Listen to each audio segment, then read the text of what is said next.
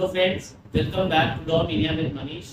आज हम लोग अपने नेक्स्ट लेक्चर के बारे में बात कर रहे हैं।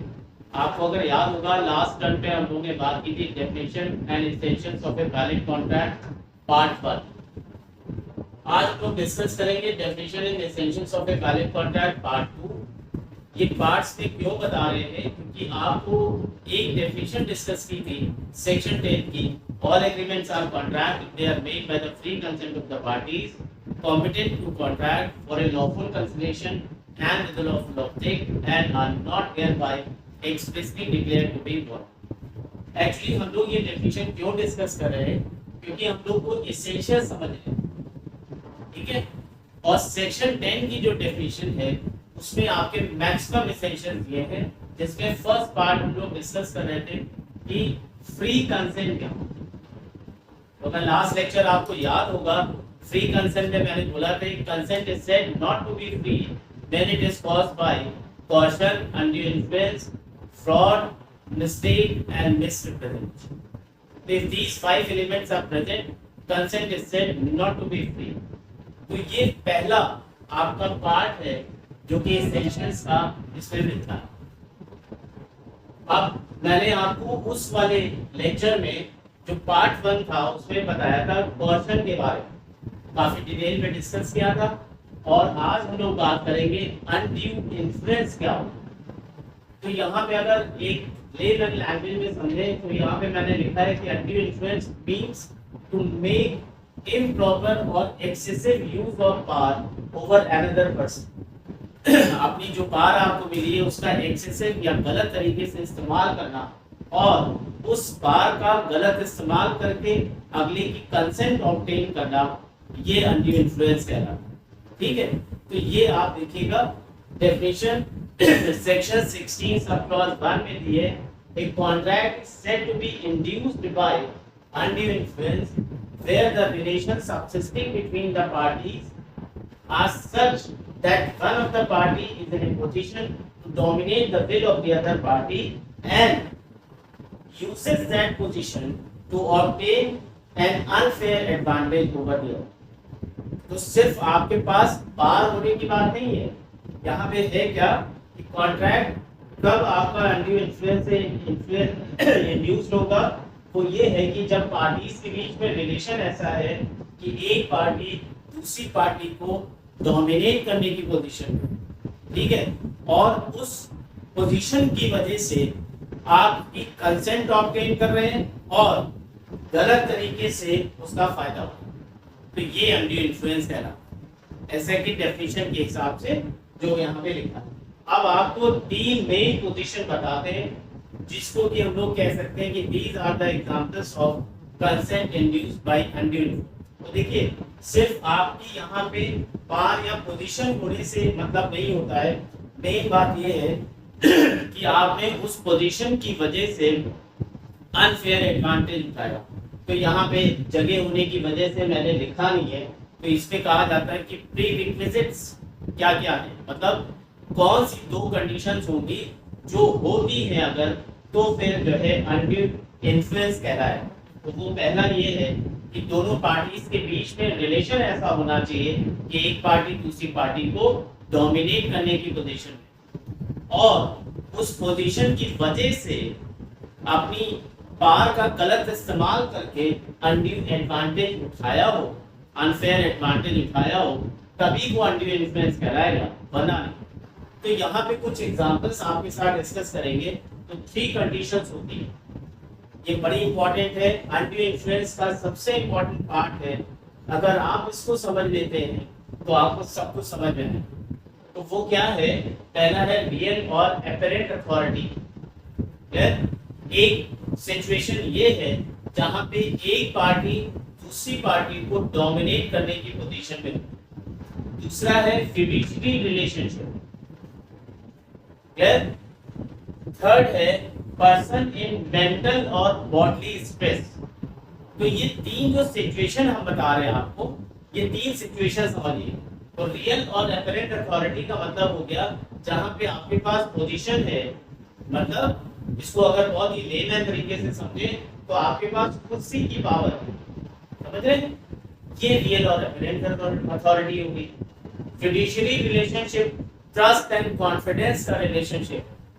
ऐसे बहुत सारे आपके रिलेशंस होते हैं पार्टीज में जहां पे ट्रस्ट एंड कॉन्फिडेंस का रिलेशन होता है और उस रिलेशन की वजह से एक पार्टी दूसरी पार्टी को डोमिनेट करने की पोजीशन और उसी पोजीशन का फायदा उठा के कोई अनड्यू एडवांटेज लेता है, तो वो होता है फिड्यूशियरी रिलेशनशिप में ट्रस्ट एंड कॉन्फिडेंस को तोड़ के आप अपनी पोजीशन का फायदा उठाते। थर्ड, पर्सन इन मेंटल और बॉडली डिस्ट्रेस। तो बहुत सारे ऐसे केसेस आपने देखा होगा कि कोई अनसाउंड माइंड का पर्सन है या फिजिकली वीक है, फिजिकली फेबल है, इस तरीके की पोजीशन में एक पर्सन दूसरी पर्सन की पोजीशन का फायदा उठाता है। अनसाउंड माइंड का एक इंसान है, आप उसको डोमिनेट कर सकते हैं बहुत इजीली।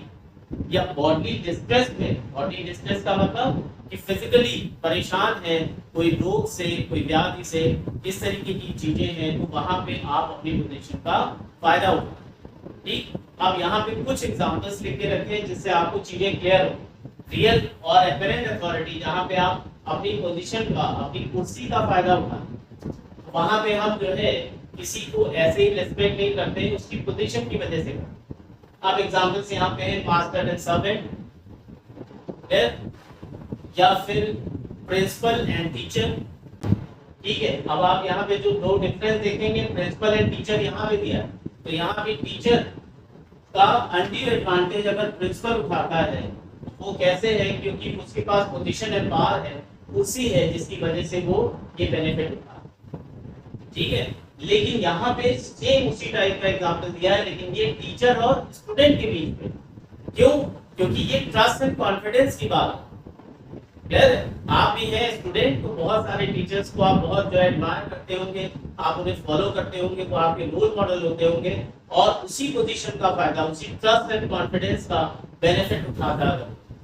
ठीक है, ये डिफरेंस है। वरना आप ये मत सोचिएगा कि यहाँ पे प्रिंसिपल एंड टीचर दिया है, वहाँ टीचर एंड स्टूडेंट दिया है, ये बड़े सिमिलर है, ये सिमिलर नहीं है। Income tax officer and SSC, senior and subordinate, manager and workers. अगर आप ये सारे एग्जांपल्स को ध्यान से देखेंगे तो एक पार्टी, ये सारी पार्टीज जो यहाँ पे दी है, ये इस पोजीशन पे है, इनके पास कुर्सी की पावर है, चेयर की पावर है, या कह सकते हो कि अथॉरिटी है, वो पोजीशन है जिसकी वजह से ये इधर की जो पार्टीज है इनका अनड्यू एडवांटेज उठा सकते। अगर हमारा बॉस, ज्यादातर केसेस में ऐसा होता है कि हम लोग का बॉस जो कहता है वो हम लोग को करना पड़ता है, नहीं करेंगे तो जॉब चली जाएगी, ऐसी कुछ आपकी पोजीशन होगी। लेकिन वो सही काम अगर कह रहे हैं तो वो प्रॉब्लम नहीं है, वो अच्छा काम अगर कह रहे हैं तो वो प्रॉब्लम नहीं है। अगर वो गलत कोई चीज करने को कह रहे हैं जो कि अनएथिकल है, तो वो जो है कहते हैं कि अनड्यू एडवांटेज अपनी पोजीशन का। ठीक है, ट्रस्ट एंड कॉन्फिडेंस वाले में बहुत ही खतरनाक ही होता है फिड्यूशियरी रिलेशंस में पेरेंट एंड चाइल्ड। 99 नहीं 100% केसेस में चिल्ड्रन जो होते हैं वो अपने पेरेंट पे अंधा विश्वास करते हैं, ट्रस्ट एंड कॉन्फिडेंस बहुत ही ज्यादा होता है। और ऐसे में अगर पेरेंट्स गलत फायदा उठाते हैं अपनी पोजीशन का, तो वो जो है इसमें आता है doctor and patient, teacher and student, spiritual masters and disciples. इसके तो बड़े केसेस आपने सुने होंगे, परम पूज्य आसाराम बापू जी, राम रहीम, दुनिया भर के ऐसे लोग भरे हुए हैं जो स्पिरिचुअल मास्टर्स एंड डिसिपल्स में आपकी पोजीशन का फायदा उठाते हैं, ट्रस्ट एंड कॉन्फिडेंस होता है और डिसिपल्स के साथ गलत काम होता है। लॉयर एंड क्लाइंट, ठीक है, तो ये सब आपके फिड्यूशियरी रिलेशनशिप में आते हैं। ठीक है, नेक्स्ट आपका है पर्सन इन मेंटल और बॉडली डिस्ट्रेस। तो मेंटल में तो बात हो सकती है कि अनसाउंड माइंड के, बॉडली डिस्ट्रेस का मतलब हो गया फिजिकली वीक है, कोई रोग है, कोई व्याधि है, उसके कारण परेशान है, और वो medical attendant and his patient. Examples में नेक्स्ट है an alone aged ailing women and his supporter. बहुत आपने केसेस न्यूज़पेपर में सुना होगा कि अकेले रहते थे, बूढ़े थे, और जो उनकी सेवा करता था, जो उनकी देखभाल करता था, उन्हीं ने उनका फायदा उठाया। ठीक, नेक्स्ट आपका है फिजिकली इनफॉर्म, अगर कोई है, हैंडीकैप्ड है, इस तरीके के लोग हैं, feeble minded donor and his donee। तो ये एग्जांपल्स हो गए आपके पर्संस इन मेंटल और बॉडी डिस्ट्रेस।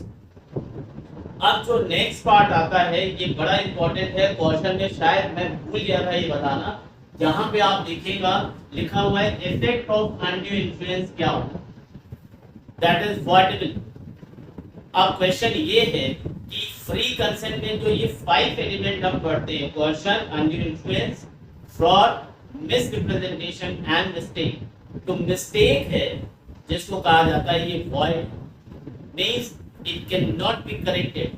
मैंने एक मैगजीन के बारे में डिस्कस किया था, वहां पे लिखा भी था ignorantia juris non excusat, ignorance of law is no excuse।